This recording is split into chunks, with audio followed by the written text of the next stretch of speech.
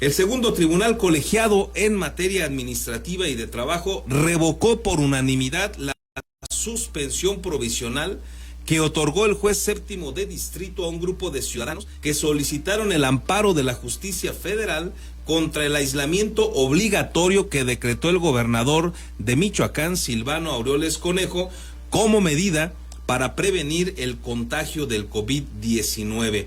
Tras la suspensión provisional, la Consejería Jurídica del Ejecutivo promovió un recurso de impugnación luego de que los ciudadanos inconformes argumentaron que el aislamiento obligatorio que entró en vigor el 20 de abril afecta su libertad de tránsito y que es facultad exclusiva del Ejecutivo Federal suspender ese derecho.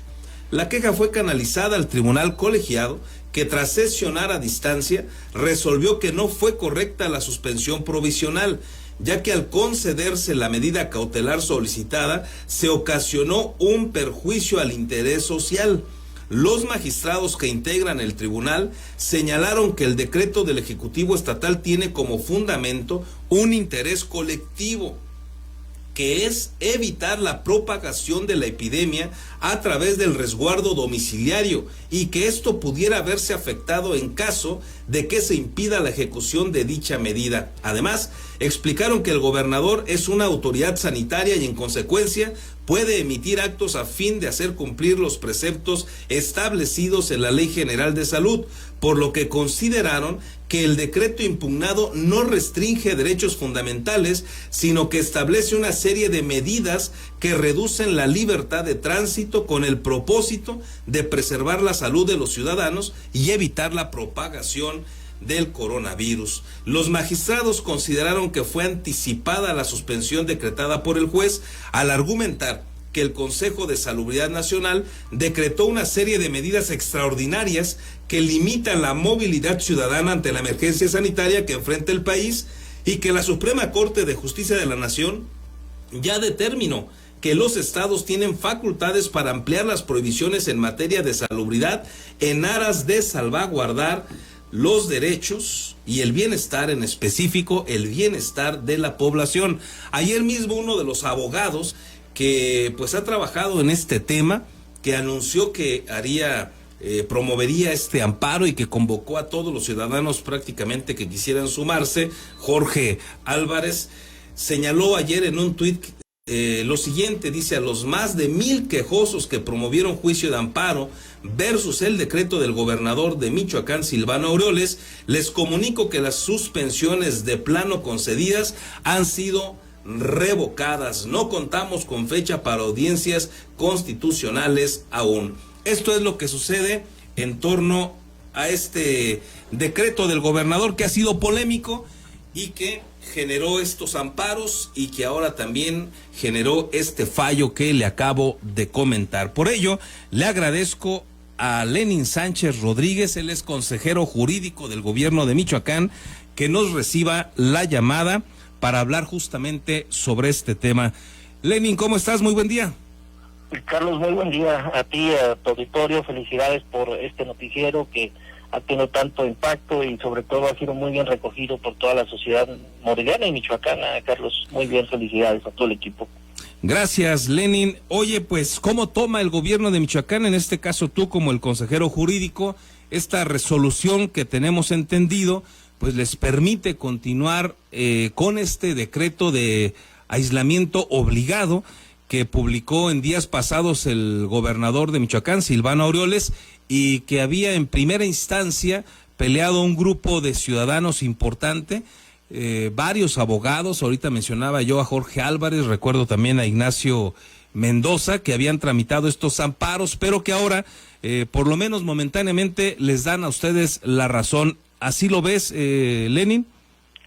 Mira, Carlos, hasta este momento al gobierno del estado no nos ha llegado la notificación. Estamos todavía en espera de conocer a detalle el documento que se ha hecho, del que se ha hablado a partir de la noche del día de ayer. Uh-huh. Estamos en espera de esta notificación de manera oficial. Lo que sí te puedo comentar, Carlos, es que el decreto que busca confinamiento para aquellos que no hemos entendido ante la situación en la que estamos, tiene como principal objetivo el cuidar la salud de los michoacanos.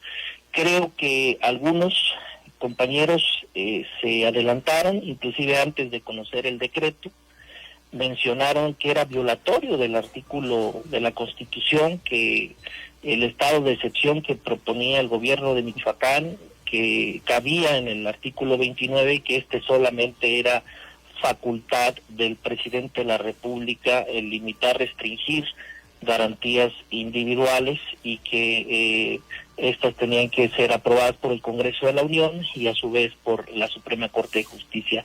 Sin embargo, le estuvimos señalando en los días anteriores, el decreto de confinamiento obligatorio no tiene nada que ver con el artículo 29 de la Constitución. El decreto de confinamiento está basado en el derecho a la salud, el derecho a la vida, el derecho a la salud que se establece en el artículo 4 de la Constitución, en el artículo 11 que limita la libertad de tránsito ante situaciones administrativas, situaciones jurídicas, en este caso ante las decisiones de las autoridades sanitarias correspondientes, y eso fue lo que nosotros hicimos valer en su momento cuando se otorga la suspensión a varios ciudadanos ante estas convocatorias de generar amparos. Nosotros lo que hicimos valer pues es un recurso que existe en la propia ley de amparo. Creímos que no, el juez de distrito se había extralimitado porque, repito y reitero, no hay y no tiene nada que ver el decreto con el artículo 129. El decreto de confinamiento se basa en las facultades concurrentes que tiene las entidades federativas en materia de salud, que están establecidas en el artículo 4 de la propia Constitución Federal y que también refieren al artículo 73, fracción 16ª de la Constitución Federal. Luego a veces nos hace falta leer la Constitución en conjunto. La Constitución cuenta con diversas normas jurídicas, normas de derechos humanos, normas territoriales, en fin, varios autores han señalado esta parte. A veces si nos quedamos únicamente en las normas de los derechos humanos, nuestra visión queda reducida. Y yo creo que esto es importante porque la Corte Interamericana de Derechos Humanos, desde que en 1998 nuestro país queda bajo su competencia, la Corte lo que ha venido resolviendo es las omisiones de los gobiernos de la República. Eso es lo que, ante las muertas de Juárez, ante el caso Rosendo Radilla, ante el caso Castañeda Guzmán, la mayoría de los casos, las resoluciones de la Corte condenatorias al Estado mexicano han sido por sus omisiones. Y esto es lo que el gobierno del Estado de Michoacán no quiso tener ante la situación que hoy estamos viviendo en el mundo, en el país, en el Estado. Era importante regular en la materia de movilidad. No se está restringiendo, se está permitiendo que aquellos que tengamos que buscar comprar comida, hacer un trámite bancario, asistir a una persona de la tercera edad, aquellos únicamente que tengamos que salir a lo más elemental, lo hagamos. Pero no tenemos que andar jugar en torneos de fútbol, en las fiestas de la colonia.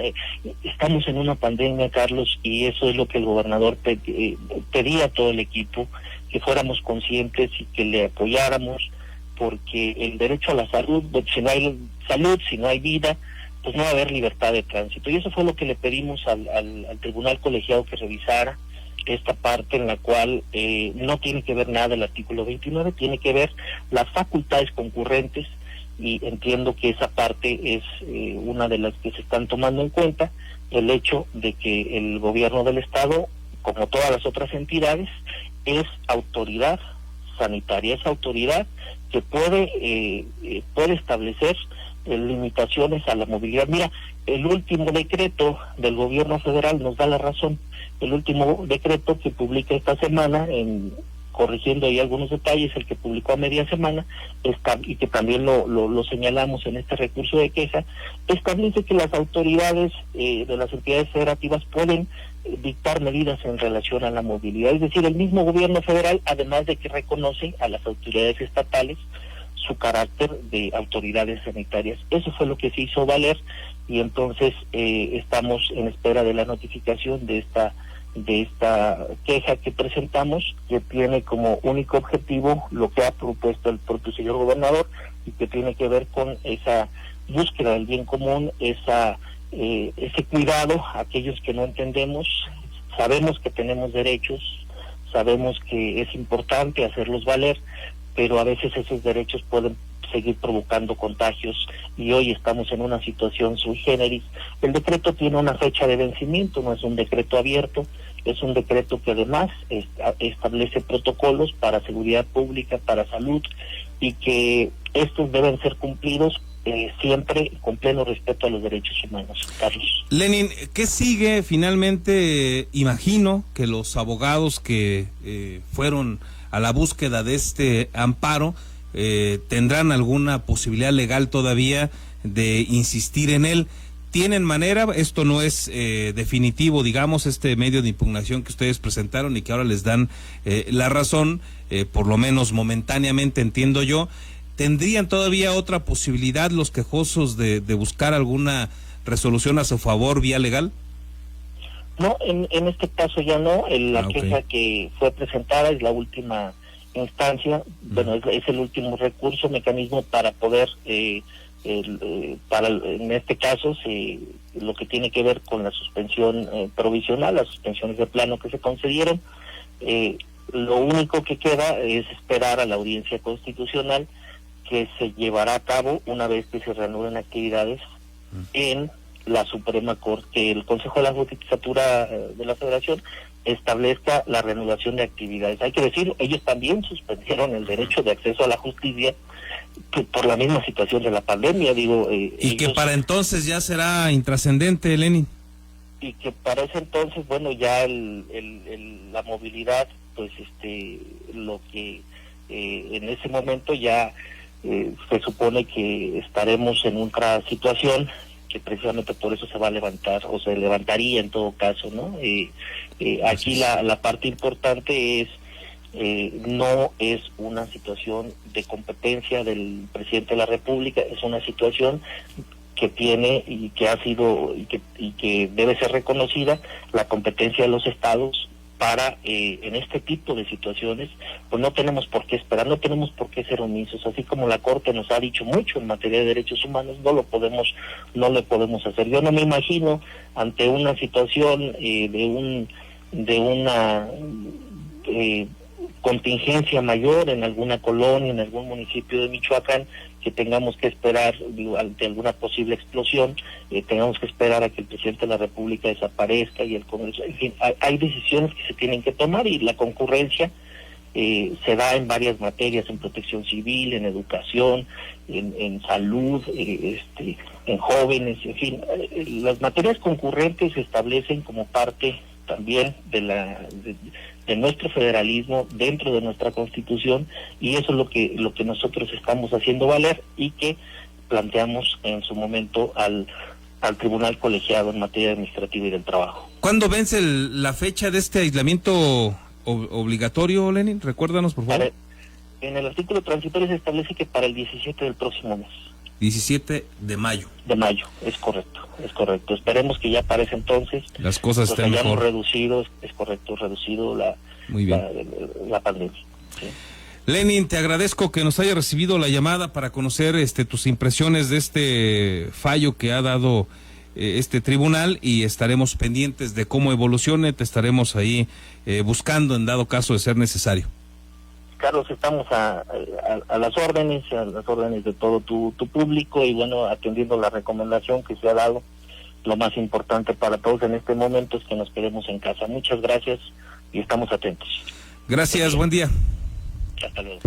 Bueno, ahí tiene usted lo que sucede con este decreto que ha sido controversial, como aquí le hemos ido mostrando, le hemos ido platicando, y bueno, el gobierno de Michoacán presentó este medio de impugnación justamente para evitar el amparo que habían logrado una buena cantidad de ciudadanos, procurando el respeto a sus derechos humanos. Un tema controversial que le da la razón ahora a este segundo tribunal colegiado en materia administrativo al gobierno de Michoacán. Ahí tiene usted los detalles.